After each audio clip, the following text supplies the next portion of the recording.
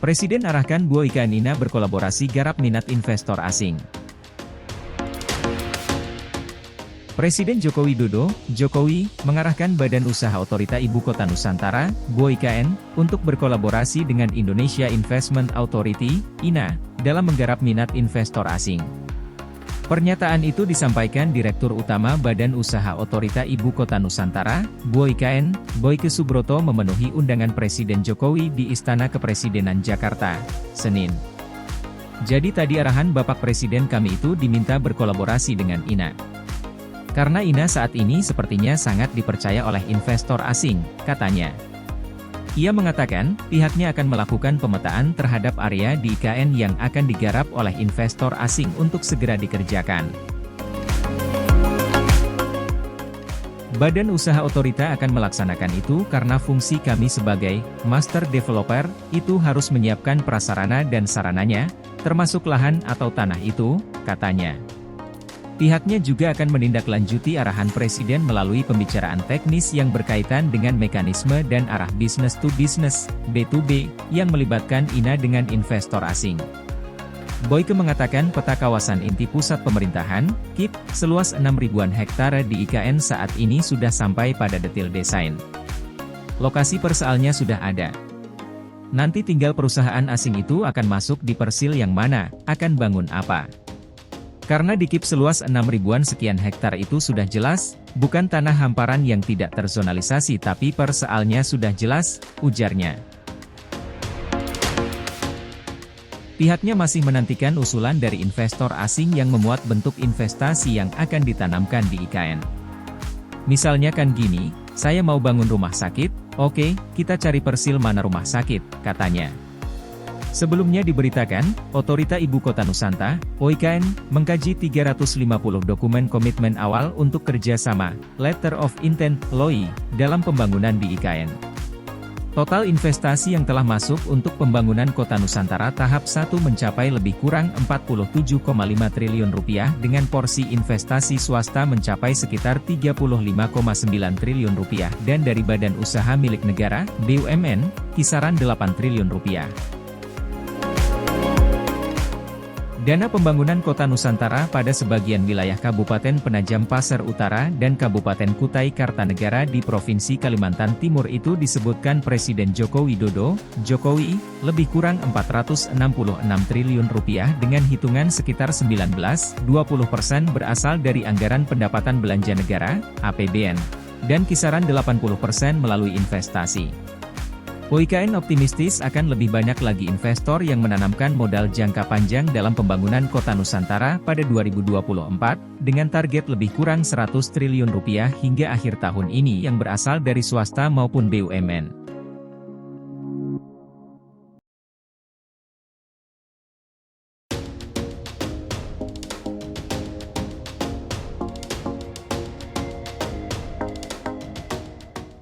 Bandara Samarinda bersiap jadi lokasi uji coba taksi terbang IKN. Bandara APT Pranoto Samarinda, Kalimantan Timur, bersiap menjadi lokasi uji coba taksi terbang atau Trial Advanced Air Mobility yang rencana diperuntukkan untuk transportasi publik Ibu Kota Nusantara, IKN. Pada hari ini, kami menerima kunjungan dari produsen taksi terbang Hyundai Motors yang melakukan survei rencana uji coba di Bandara APT Pranoto Samarinda, kata Kepala Unit Pelaksana Bandar Udara, UPBU, APT Pranoto Samarinda, Maika Rindra Haryanto, di Samarinda, Selasa. Menurut Maika, tim Hyundai Motor yang merupakan produsen mobil asal Korea Selatan, akan menentukan apakah Samarinda atau Balikpapan yang akan menjadi tempat uji coba penggunaan taksi terbang nantinya. Ini akan menjadi tempat yang pertama kali diuji coba penggunaan taksi terbang untuk IKN, ujarnya. Maika menambahkan, Bandara APT Pranoto Samarinda mendukung penuh kegiatan-kegiatan mereka sebagai penunjang pembangunan IKN. Dari sisi operasional, bandara ini tidak sepadat seperti halnya Balikpapan. Kami juga menyiapkan fasilitas yang dibutuhkan, baik itu dari rute, jam terbang, slot, hingga tempat singgah, tuturnya. Maika meneruskan bahwa tim Hyundai Motors masih memeriksa kondisi lapangan yang memenuhi dengan kriteria yang mereka harapkan. Ini masih sifatnya survei awal, belum ada penetapan lokasi pasti. Mereka juga akan memikirkan bagaimana mendatangkan pesawat tersebut menggunakan kapal hingga nanti sampai ke Samarinda, katanya lagi. Dituturkan Maika, taksi terbang tersebut rencananya akan diuji coba pada 3 atau 4 bulan ke depan. Namun, kepastian dan kesiapannya tentu diputuskan oleh pihak Hyundai Motors. Secara garis besar, pihak Bandara APT Pranoto Samarinda siap mengakomodir hal tersebut, apalagi, imbuh Maika, taksi terbang tersebut dianggap ramah lingkungan karena menggunakan sumber daya listrik. Taksi terbang diharapkan bisa menjadi solusi transportasi masa depan, terutama di daerah perkotaan yang padat dan macet, ungkapnya. Sebelumnya, untuk mendukung IKN Nusantara di Kalimantan Timur sebagai kota pintar, Otorita IKN siap menguji coba mobil otonom dan taksi terbang pada tahun 2024. Menurut Deputi Bidang Transformasi Hijau dan Digital OIKN Mohamed Ali Berawi, pihaknya telah menandatangani nota kesepahaman dengan provider teknologi asal Korea Selatan untuk mengembangkan taksi terbang. Teknologi taksi terbang ini mirip dengan drone yang bisa mengangkut penumpang dan barang, terang Ali. Taksi terbang tersebut berfungsi mempermudah akses ke daerah-daerah yang terpencil dan berbukit yang tidak bisa dilalui oleh kendaraan darat.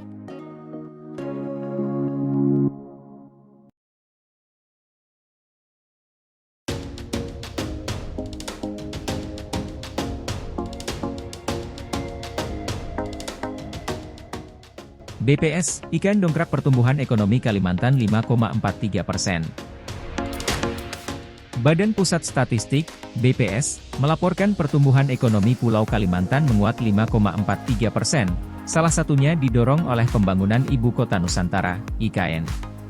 Salah satu pendorong pertumbuhan ekonomi Kalimantan, terutama Kalimantan Timur, karena ada aktivitas konstruksi yang tumbuh 15,82%, kata PLT.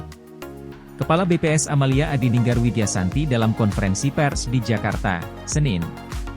Selain aktivitas konstruksi, pertumbuhan ekonomi di Kalimantan Timur juga didorong oleh pembentukan modal tetap bruto, PMTB, yang disebut juga tumbuh tinggi, imbas pembangunan berbagai infrastruktur di IKN.